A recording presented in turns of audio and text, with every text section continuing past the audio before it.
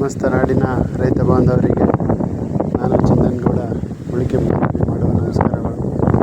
ಈ ದಿನ ನಾವು ಮುಂಗಾರಿನ ಸಮಯದಲ್ಲಿ ಗದ್ದೆಗಳಿಗೆ ಬಿತ್ತುವಂಥ ಕಾಳುಗಳನ್ನ ಮತ್ತು ಭತ್ತದ ನಾಟಿಗೆ ಪೂರಕವಾಗಿ ಹಸಿರೆಲೆ ಗೊಬ್ಬರ ಮಾಡುವುದಕ್ಕೆ ಯಾವ್ಯಾವ ರೀತಿ ಕಾಳುಗಳು ನಾವು ಬೆರೆಸಿ ಎಷ್ಟು ಪ್ರಮಾಣದಲ್ಲಿ ಇಡಬೇಕು ಅನ್ನೋ ಒಂದು ಮಾಹಿತಿ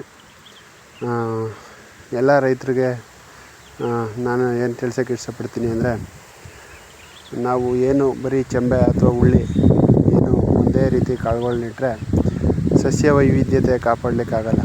ಹಾಗಾಗಿ ಸಸ್ಯ ವೈವಿಧ್ಯತೆ ಕಾಪಾಡಲಿಕ್ಕೆ ನಾವು ಒಂದು 4 ರೀತಿ ಕಾಳುಗಳನ್ನ 60-30-10 ಪ್ರಮಾಣದಲ್ಲಿ ಬೆರೆಸ್ಕೊಂಡು ಅದನ್ನು ಭೂಮಿಗೆ ಸೇರಿಸುವಂಥ ಸುಭಾಷ್ ಪಾಳೇಕರ್ ಕೃಷಿ ವಿಧಾನ ಪದ್ಧತಿ. ನೋಡಿ ಸ್ನೇಹಿತರೆ, ಇಲ್ಲಿ ಏಕದಳವಾಗಿ ಜೋಳ, ರಾಗಿ ಇದೆ, ಮತ್ತು ದ್ವಿದಳವಾಗಿ ಹಸಿರು, ಉದ್ದು, ತಗಣಿ, ಹುರುಳಿ, ಚೆಂಬೆ, ಇದೊಂದು 4-5 ರೀತಿಯ ಕಾಳುಗಳಿದೆ.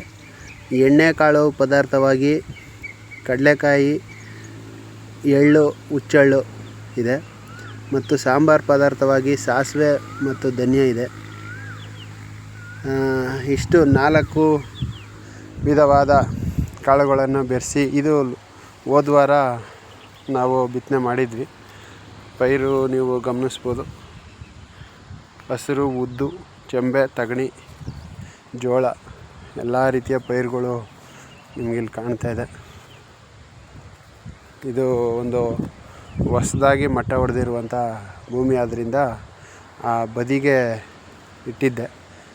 ಎಲ್ಲ ಕಡೆಯೂ ಉತ್ತಮವಾಗಿ ಬೆಳೆದಿದೆ. ನೋಡಿ, ಎಕರೆಗೆ ಒಂದು 30-35 kg ಈ ಕಾಳುಗಳನ್ನ ನಾವು ಬೆರೆಸಿಟ್ಟಾಗ ಸುಮಾರು 4-5 ಟನ್ ಹಸಿರೆಲೆ ಗೊಬ್ಬರವನ್ನು ನಾವು ಉತ್ಪತ್ತಿ ಮಾಡಬೋದು 1 ಎಕರೆಗೆ. ಹಾಗಾಗಿ ಸುಭಾಷ್ ಪಾಳೇಕರ್ ಜಿ ಕೃಷಿ ಪದ್ಧತಿಯನ್ನು ಅನುಸರಿಸುವಂಥ ನೈಸರ್ಗಿಕ ಕೃಷಿಕರು ದಯಮಾಡಿ ಈ ಪದ್ಧತಿಯನ್ನು ಅನುಸರಿಸಿ ಸರಿಸುಮಾರು 3 ತಿಂಗಳು ಅಂದರೆ 90-100 ದಿನ ಇದನ್ನು ನಾವು ಭೂಮಿಯಲ್ಲಿ ಬಿಟ್ಟು ಹೂವು ಕಾಯಿ ಯಥೇಚ್ಛವಾಗಿ ಬೆಳೆದಂಥ ಸಮಯದಲ್ಲಿ ಇದನ್ನು ಮಣ್ಣಿಗೆ ಸೇರಿಸುವಂಥ ಕೆಲಸ ಮಾಡಿ, ಅದಾದ ನಂತರ ಒಂದು 8-10 ದಿನಕ್ಕೆ ನಾಟಿ ಕಾರ್ಯಕ್ರಮವನ್ನು ಮಾಡ್ತೀವಿ.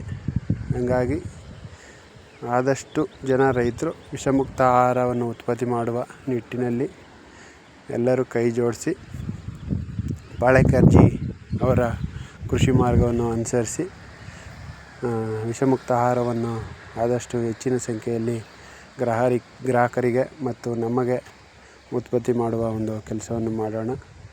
ಜೈ ಸುಭಾಷ್ ಪಾಳೇಕರ್ ಜಿ, ಜೈ ಹಳ್ಳಿಕಾರ್, ಜೈ ಗೋಮಾತಾ.